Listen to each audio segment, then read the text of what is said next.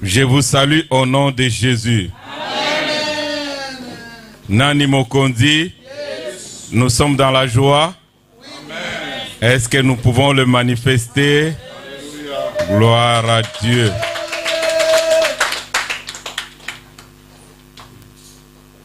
Merci la chorale. Nous allons partager la parole de Dieu ce matin. Nous allons lire tous ensemble. Tout le monde a sa Bible. Amen.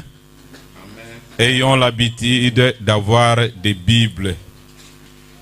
Tout le monde doit avoir sa Bible, s'il vous plaît. Même si tu as la Bible dans ton téléphone, mais tu dois avoir la Bible. Puisque le téléphone, il arrive beaucoup de choses en cours de chemin. L'écran peut devenir tout noir tout à coup, mais la Bible ne peut pas devenir tout noir tout à coup. La Bible n'a pas d'écran. Elle a l'Esprit de Dieu. Amen. Nous allons lire 2 versets pour commencer. Genèse chapitre 1er au verset 3. Et nous allons lire ensuite l'évangile de Marc chapitre 11 verset 12 à 14. Nous sautons. Nous allons jusqu'à 20 et 23. Tout le monde a trouvé? Et on nous avait distribué des carnets pour noter, prendre note des enseignements qui passent en ces lieux. Tout le monde a trouvé? Nous allons nous lever dans la présence de Dieu pour suivre la lecture.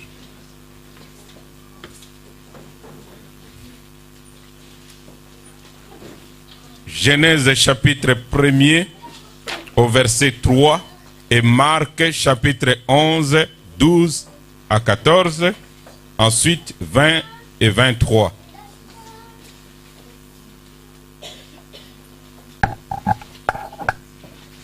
Que chacun s'occupe un peu du bébé Emilia, s'il vous plaît.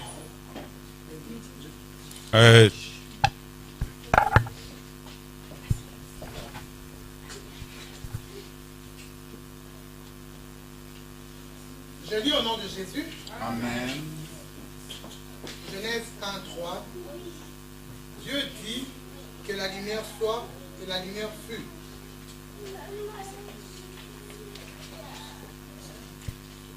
Amen. Amen. Reprends s'il te plaît.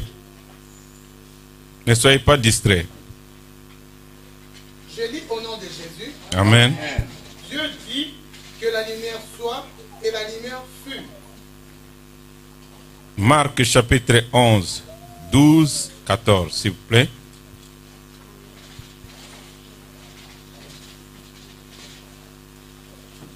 Je lis au nom de Jésus. Amen. Le lendemain, après qu'ils furent sortis de Béthanie, Jésus eut faim. En percevant de loin un figuier qui avait des feuilles, il alla voir s'il trouverait quelque chose. Et s'en étant approché, il ne trouva que de feuilles, car ce n'était pas la saison de figues. Prenant alors la parole, il lui dit, que jamais personne ne mange de ton fruit. Et ses disciples l'entendirent. Amen. Le matin, en passant, les disciples virent que le figuier séchait jusqu'aux racines. Pierre, se rappelant ce qui s'était passé, dit à Jésus, « Rabbi, regarde, le figuier que tu as maudit a séché. » Jésus prit la parole et leur dit, « Ayez foi en Dieu. Je vous le dis en vérité, si quelqu'un dit à cette montagne, ôte-toi de là et jette-toi dans la mer, et s'il ne doute point en son cœur, mais s'il croit que ce qu'il dit arrive, il le verra s'accomplir. » Parole du Seigneur. Amen. Amen. Amen. Nous pouvons acclamer la parole de Dieu, s'il vous plaît. Nous pouvons nous asseoir, s'il vous plaît. Nous avons lu dans Genèse chapitre 1er, Dieu dit. Mercredi, nous avons appris ici, on nous a enseigné ici, faites tout ce qu'il vous dira. Il là, c'était qui? C'était Jésus. Marie dit au serviteur, faites tout ce qu'il vous dira. Il nous a dit aussi ce mercredi que nous puissions faire tout ce que Jésus nous dit de faire. Amen. Amen. Quand ils ont fait ce que Jésus a dit, ils ont vu quoi? Le miracle. Nani Mokonzi? Ce matin, nous avons lu dans Genèse, chapitre 1er. Dieu dit que la lumière soit et la lumière fut. Le bas, amen. Amen. Quel est le thème de ce matin? Nous continuons toujours dans notre thème de l'amour de Dieu jusqu'à la fin du mois. Mais ce matin, Dieu veut nous parler d'une chose très très particulière. Le thème de ce matin, c'est la déclaration. Amen. Maman Safi nous a parlé de la déclaration ici, mais nous voulons comprendre qu'est-ce que c'est la déclaration. Amen. Amen. La déclaration, c'est quoi la déclaration? Nous avons vu dans Genèse, Dieu a déclaré. Il a dit que la lumière soit et la lumière est apparue. N'est-ce pas? Le deuxième texte du figuier, on nous dit, hier, Jésus a fait une déclaration sur le figuier. Et le lendemain, ils sont passés par là. Toutes les déclarations que Jésus a prononcées, ça portait le fruit. Amen. Amen. Et c'est quoi alors la déclaration? La déclaration, ce n'est pas une prophétie. Vous comprenez? Amen. La déclaration, c'est une parole qui sort de la bouche de l'Éternel, de Dieu, ou de la bouche d'un homme. Vous comprenez? Amen. Une déclaration, c'est une parole qui sort de la bouche de Dieu ou de la bouche d'un homme pour donner soit la vie ou soit donner la mort, pour donner soit la bénédiction ou la malédiction. Mais c'est une parole qui sort de la bouche d'une divinité ou d'un humain. Nani Mokonzi? Yes. Mais cette déclaration-là, ce n'est pas le logos de la parole de Dieu. Elle peut avoir comme fondement ou inspiration de la parole de Dieu, mais n'est pas nécessairement la parole de Dieu écrite comme le logos. Nous comprenons? Est-ce que vous comprenez? Amen. La déclaration, elle peut être... Amen. Amen. Je disais que la déclaration, ce n'est pas une prophétie. Ce n'est pas une parole que nous lisons. Mais la déclaration, elle peut être inspirée par une prophétie. Amen. Ou elle peut être inspirée par l'homme lui-même. Nani Mokonzi? Yes. Nous suivons. C'est très très important ce que nous allons partager ce matin, puisque ça peut donner un nouveau parcours ou un nouveau élan dans ta vie ou dans ma vie. Alléluia. C'est pour cela que je vraiment sollicite votre attention. Une déclaration, c'est comme une loi. Une déclaration, c'est comme un jugement. Puisque quand Dieu dit aux enfants d'Israël, faites ceci, vous serez bénis. Si vous ne faites pas ceci, vous ne serez pas bénis. Ça, ce n'est pas une déclaration dont on parle en ce moment. Vous comprenez? Ça, c'est la parole de Dieu que tu dois librement mettre en pratique ou inconsciemment ne pas mettre en pratique. Comprenez? Mais une déclaration, c'est comme une loi qui tombe. Quand elle tombe, il y a un jugement. Vous comprenez? Par exemple, quand Dieu déclare au serpent, toi maintenant, tu vas manger, à partir d'aujourd'hui, tu vas continuer à manger, tu vas manger la poussière. Et tu ne marcheras plus sur tes pattes. Vous comprenez? Donc c'est comme une loi qui tombe et elle est irrévocable. Nani Mokonzi? Vous voyez un peu la différence? Donc quand Dieu prononce une déclaration, c'est comme une loi, c'est comme un jugement. Elle peut être une bénédiction, tout comme elle peut être une malédiction. Alors il faut faire très très attention avec les déclarations. Tu peux faire une déclaration pour ta propre vie. Tu dois faire très très attention.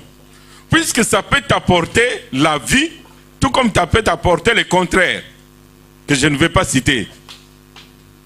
Mais je préfère que ça t'apporte la vie. Le Amen. Et quand on fait une déclaration sur toi qui est bonne, tu ne peux pas rester comme quelqu'un, comme une casserole qui est sur la table qui attend qu'on puisse manger. Non. Tu regardes avec des yeux, tu ne réagis pas. Quand on fait une déclaration sur toi, c'est comme si on t'étendait quelque chose, tu dois te précipiter, te saisir et attraper ça. Amen. Est-ce que nous comprenons? Amen. Mais quand on fait aussi une déclaration négative, tu dois aussi saisir pour refuser ça. Amen. Je ne sais pas si je me fais comprendre. Donc la déclaration, ça peut être inspiré de la Bible, ça peut être inspiré par l'humain à travers le Saint-Esprit, ou alors ça peut être une prophétie que Dieu transmet à travers une autre personne, et cette personne-là va faire une déclaration. Nani Mokonzi? Et nous avons vu que Dieu a fait une déclaration. Et la déclaration de Dieu, la déclaration, ça ne demande pas la foi. Donc quand Dieu fait une déclaration, il n'a pas besoin de la foi, puisque lui-même il est l'auteur de la foi. Vous comprenez?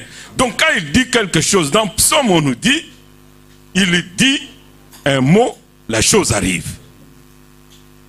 Il le proclame et ça existe. Alléluia. Amen.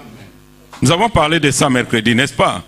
Mais maintenant, Dieu, quand Dieu fait, vous allez dire, ah, puisque c'est Dieu, il est souverain, il est au-dessus de tout, quand il dit un mot et la chose arrive. Mais nous descendons. Pour bien comprendre ce message, nous allons parler de 3 catégories. Nous parlons d'abord de Dieu, les déclarations de Dieu. Ensuite, nous parlons des déclarations de Jésus-Christ, puisque lui, il s'est fait homme. Il a mangé comme un homme, il a parlé comme un homme. Donc c'est plus facile d'imiter Jésus qu'imiter Dieu. Même si Jésus est en Dieu et Dieu est en Jésus, mais c'est plus facile d'imiter Jésus, puisque Jésus a marché comme un humain. Alléluia. Amen. Il a parlé comme un humain. Donc il est vraiment le modèle par excellence que nous pouvons imiter. Et ensuite, la 3e catégorie, nous allons parler des déclarations des humains. Un homme comme toi et moi, pas comme Dieu. Puisque dans Colossiens, on nous dit, en Jésus, il y avait toute la divinité de Dieu en lui. Amen. Amen. Alors, comme Dieu est en Jésus, vous allez dire, oui, Jésus c'est Dieu. Mais nous allons aussi parler en troisièmement les déclarations des humains. Un homme qui est né sur terre, qui a vécu comme toi, qui n'est pas né sous l'onction du Saint-Esprit, comme Jésus. Amen. Alors nous allons voir aussi qu'est-ce que ces hommes-là ont fait et qu'est-ce que toi et moi nous pouvons faire. Nani Mokonzi?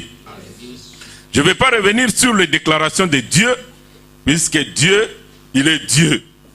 Maintenant, je descends sur les déclarations de Jésus.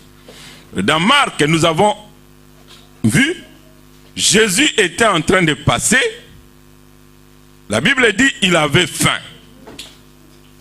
Je vais relire pour une meilleure compréhension. Marc chapitre 11, au verset 12. Le lendemain, après qu'ils furent sortis de Béthanie, Jésus eut faim. Amen. Amen. Apercevant de loin un figuier qui avait des feuilles, il alla voir s'il y trouverait quelque chose. Et s'en étant approché, il ne trouva que des feuilles, car ce n'était pas la saison des figues. Prenant alors la parole, il lui dit que jamais personne ne mange ton fruit. Amen. Jésus a fait une déclaration. Il voulait manger la figue, mais quand il est arrivé, il n'a pas trouvé de fruits dans cet arbre-là. Alors il parle maintenant au figuier. Personne ne mange. Il dit jamais. Donc il ne dit pas que, ah bon, cette saison ici, non. Mais il dit jamais. Il n'a pas dit deux phrases, mais il a dit seulement une phrase. Jamais personne ne mangera ton fruit. Et il est parti.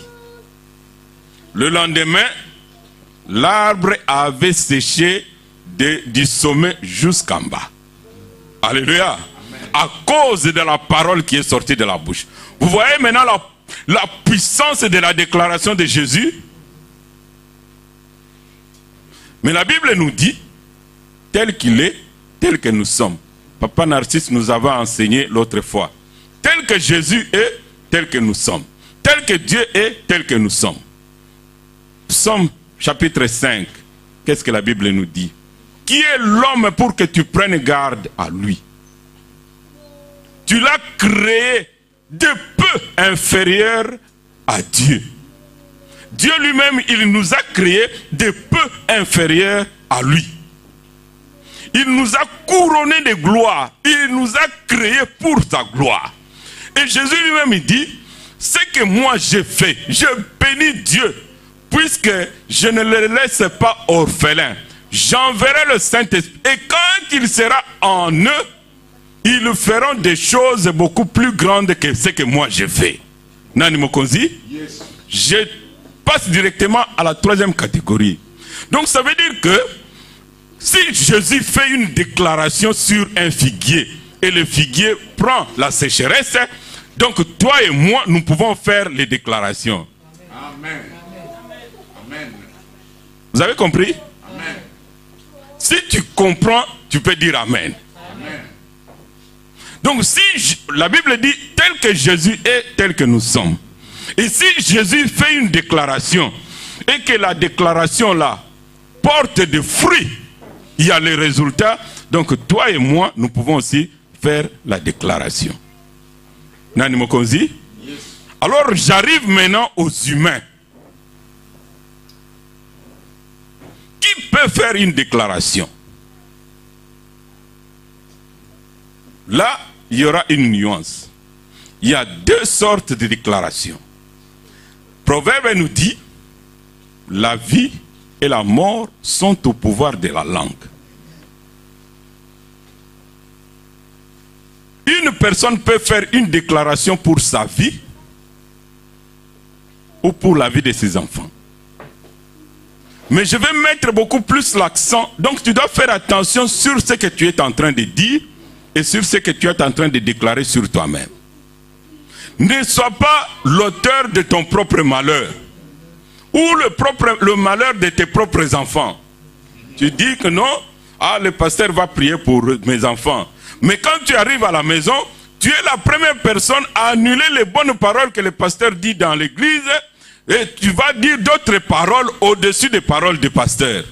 Vous les parents, vous devez faire attention à ce que vous dites sur vos propres enfants. Si tu dis à ton enfant tout le temps, tu peux dire inconsciemment, mais si tu dis tout le temps, toi vraiment tu ne réussiras jamais. Toi tu es toujours bête. Toi tu es toujours ignorant. Mais je vous dis ceci, même si c'est ton enfant, moi je te dis, dans cette église, il n'y a pas d'enfant bête. Amen. Amen. Amen. J'ai l'impression que les parents n'ont pas compris. Les parents, vous avez compris? Amen. Mais quand tu comprends quelque chose, si quelqu'un tient un billet de 500 €, tu ne vas pas te lever pour saisir. Tu as des enfants. Écoute, tes enfants là, ce sont mes enfants spirituels. Mais ce sont tes enfants. Tu ne peux pas bénir tes propres enfants. Je dis, dans cette église, tous les enfants, même s'ils font, ils font leur miracle en train de courir à gauche à droite, je dis qu'il n'y aura pas d'enfants bêtes dans cette église. Alléluia. Puisque même si vos anciens parents là, vos grands-parents, ils ont pris leur intelligence, ils ont amené ça même dans le fleuve, même dans la mer, même dans le village. La parole de Dieu qui sort en ces lieux, il va aller chercher leur intelligence et ça va retourner en eux. Nani Mokonzi? Donc toi et moi, nous devons faire attention sur les déclarations que nous faisons sur nos propres enfants. Mais si auparavant tu avais dit des choses mauvaises contre tes propres enfants, avec le Dieu que nous servons, il est vivant. Avec le mandat qu'il nous a donné, j'annule toutes les mauvaises paroles que tu as prononcées au nom de Jésus. Nani Mokonzi? Si Jésus a fait, nous aussi nous devons le faire. Puisque la Bible dit tel qu'il est, tel que nous sommes. Lui-même il nous a donné le pouvoir. Il a dit, nous ferons plus que ce que lui il a fait. Nani Mokonzi? Les déclarations, tu dois les comprendre. Mais je vais maintenant dans un autre aspect des déclarations. Ça, c'est une matière réservée aux fils, pas aux enfants.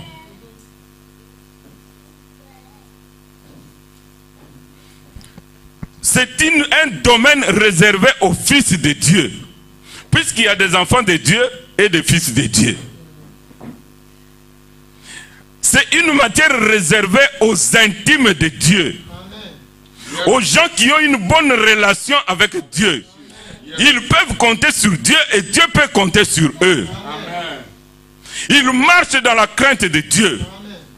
Donc des gens qui peuvent souffler.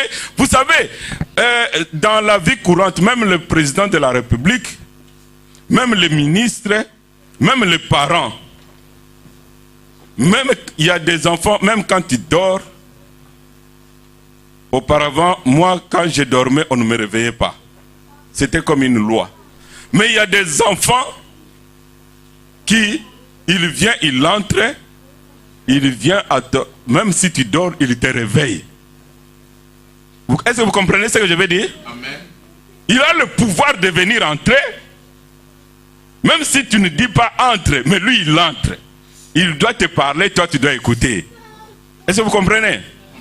Le président peut être en mission, il y a quelqu'un qui a le pouvoir de venir à l'oreille, lui souffler quelque chose. Et les autres ne peuvent pas le faire, mais il y a une personne qui peut venir à son oreille, lui dire, oui, fais attention puisque ta chaussure là est... Le lacet est défait.